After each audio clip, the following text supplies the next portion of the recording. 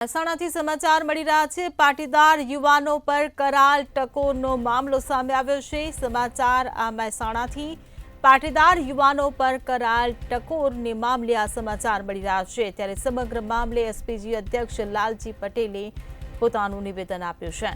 તો ગોરધન ઝડફિયાએ આપેલ નિવેદન મામલે લાલજી પટેલની પ્રતિક્રિયા પણ સામે આવી છે।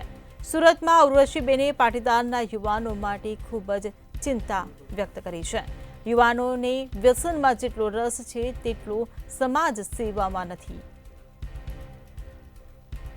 તો ગુરધનભાઈ વડીલ છે, હું તેમની વાત સાથે સહમત છું તેવું લાલજી પટેલ દ્વારા નિવેદન આપવામાં આવ્યું છે। યુવાનોને મિલકત સાથે સાથે સંસ્કાર આપવાની પણ જરૂર હોવાનું જણાવ્યું છે।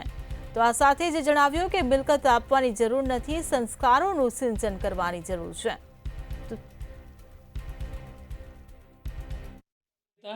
એ સિવાય સમાજના કેટલાય ફંક્શનમાં અમે એસપીજી દ્વારા જઈએ છીએ ત્યારે આગેવાન તરીકે હું પણ સલાહ આપું છું કે અત્યારે યુવાનોને કોઈપણ સંજોગોમાં મહેનત કર્યા વગરની અથવા મહેનતવાળી કે જમીન વેચીને તમે મિલકત ના આપો, પૈસા ના આપો, તમે ફક્ત સંસ્કારનું સિંચન કરો તો જ તમારી મિલકત અને તમારી આબરૂ સચવાઈ રહેશે।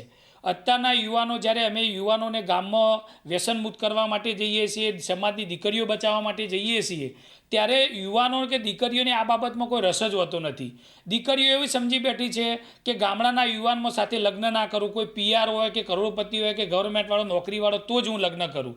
એટલે ગામડાના યુવાનો માટે તો ખાસ ચિંતાની વિષય છે, મા બાપને પણ ચિંતાનો વિષય છે કે ગામડાના યુવાન સામે કોઈ જોવાવાળું જ રહ્યું નથી। એટલે સાહેબની વાત સાથે હું સહમત છું, કારણ કે સાહેબ વિદ્વાન છે, આટલા બધા અનુભવી છે, રાજકીય માણસ છે, પીઢ અનુભવી છે, તો એમની વાત સાથે હું સહમત છું કે અત્યારના યુવાનોને તમે તમારી મિલકત વેચીને ના કશું કરો, જેને કરવું હોય એને સારા સંસ્કાર આપીને ભણાવો, વિદ્વાન બનાવો, મહેનતું ધંધો બિઝનેસમાં સેટ કરો। ગામની અંદર વધુ પૈસા હોય તમારી જોડે તો ગામની અંદર લાઇબ્રેરી બનાવો, તમારા વિસ્તારમાં લાઇબ્રેરી બનાવો, એ રીતે ભણાવી ગણાવીને વિદ્વાન બનાવી સરકારી નોકરી અથવા બિઝનેસમાં મજબૂત કરી અને જો તમારા બાળકોને તમે આગળ વધારશો તો ચોક્કસ સારું પરિણામ મળશે।